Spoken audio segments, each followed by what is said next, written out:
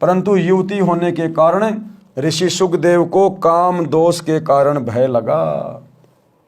कितनी अच्छी शिक्षा दे रहे हैं गुरुदेव भगवान कि आत्मज्ञानी कौन होता है, संयमी भगत कौन होता है, जो लड़का में और लड़की में किसी प्रकार का कोई अंतर ना समझे, लड़की को देखकर भगत के मन में किसी भी प्रकार का काम दोष पैदा ना हो, वो आत्मज्ञानी भगत है, वो पूर्णतया संयमी भगत है। और आत्मज्ञानी होने के बाद ही हमारी भक्ति शुरू होती है। गुरुदेव कह रहे कि सुखदेव को आत्मज्ञान भी नहीं था, अन्यथा वो पलंग छोड़कर खड़ा नहीं होता। अगर वो लड़की पलंग पर बैठ भी गई तो सुखदेव उससे पूछता कि बहन क्यों आई हो, क्या काम है, कुछ काम है तो बताइए। अन्यथा उससे परमात्मा की चर्चा करने लग जाता कि बहन बहुत अच्छा किया परमात्मा ने जो आपको भेज दिया, मुझे भी नींद नहीं आ रही थी, चलो बहन मैं आपको सृष्टि रचना सुनाता हूँ, परमात्मा की थोड़ी चर्चा करता हूँ, जब नींद आ जाएगी तो मैं सो जाऊंगा, आप भी जाकर अपना विश्राम करना। तो इस प्रकार से भाई और बहनों, यदि आप और हमारे सामने भी कभी इस प्रकार की परिस्थिति पैदा हो जाए तो आप और हमने उसे अपनी बहन बेटी की दृष्टि से देखकर और परमात्मा की एक आत्मा समझकर आत्मज्ञानी होने का परिचय देना है। उस समय वो हमारी परीक्षा होगी। सतगुरु की नजर उस समय पल पल सूक्ष्म रूप में उस जगह पे होती है। तो ये शिक्षा है गुरुदेव भगवान की तरफ से। हम सभी भगत भाई बहन अपना अपना मेजरमेंट स्वयं कर लें कि हम कितने पानी में हैं। अगर सुखदेव की जगह आप और हम भाई बहन होते तो सोचिए हमारे अंदर क्या विचार उत्पन्न होते, हम उस समय क्या प्रक्रिया करते। तो सभी भगत भाई बहन वर्तमान में इस भक्ति मार्ग पर कितने आगे बढ़े हैं, कितने संयमी हैं, कितने आत्मज्ञानी है। इस कथा के माध्यम से सुखदेव की जगह अपने आप को रखकर एक बार विचार जरूर करें।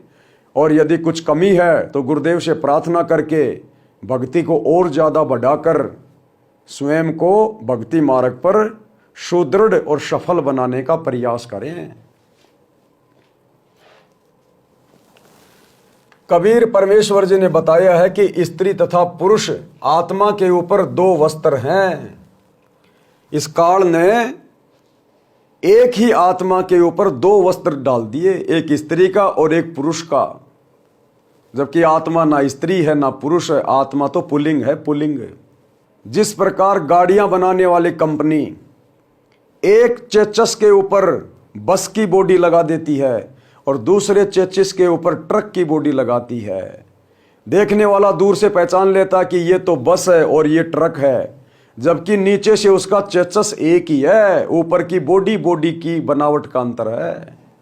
तो ठीक इसी प्रकार इस हाड़ मांस के कंकाल के ऊपर इस काल ने आप और हमें यहीं फंसा कर रखने के लिए विषय वासनाओं में एक ही कंकाल के ऊपर दो वस्त्र डाल दिए, एक स्त्री का और एक पुरुष का।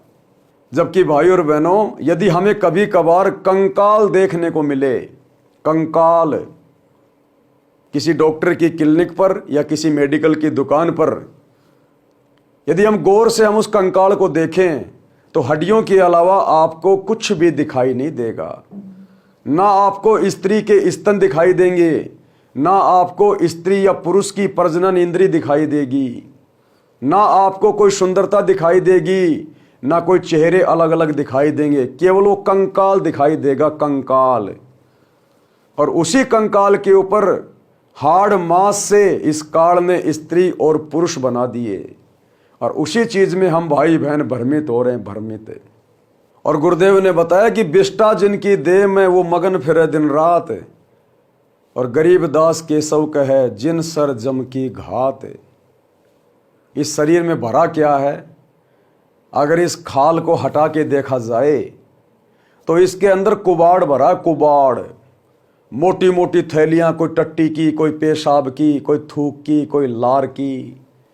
कभी कभार देखा हो कोई कसाई बकरे काटता है और उसकी खाल उतार देता है, उसके बाद उसके अंदर से मोटी मोटी थैलियां निकलती हैं, मांस वगैरह होता है। यदि कोई रोड पे जानवर मरा पड़ा हो, कोई कुत्ता मरा पड़ा हो, तो हम देखते हैं कई बार इस शरीर के अंदर ये गंदगी भर रखी है, काल ने पूरी गंदगी, और ऊपर से ये चर्बी लगा के उसको सीला हुआ है। किसी की गोरी चमड़ी, किसी की काली चमड़ी, और अंदर कबाड़ भरा है गंदगी, बदबू, टट्टी, पेशाब, लार, थूर, मांस। और इसी को देख के हम भाई बहन आकर्षित हो जाते हैं कि वाह कितना सुंदर है, कितनी सुंदर है। अगर एक नज़र आध्यात्मिक दृष्टि से, तत्व ज्ञान की दृष्टि से यदि जरा सा हम उस खाल को उतार कर देखें, और ये चर्बी भी गुरुदेव ने बताया केवल इतनी है जितना प्याज के अंदर छिलके के ऊपर जो झिल्ली होती है, झिल्ली मकड़ी के जाड़े जैसी पतली सी, बस ये चर्बी इतनी है। अगर इसको जरा सा कोई खरोच के देखे तो तुरंत खून निकल आता है। तो इस काल ने इस प्रकार हमारे को भ्रमित किया हुआ है। एक ही चेचस के ऊपर, एक ही कंकाल के ऊपर, एक ही आत्मा के ऊपर इसने दो आवरण ढक दिए, एक स्त्री का और एक पुरुष का।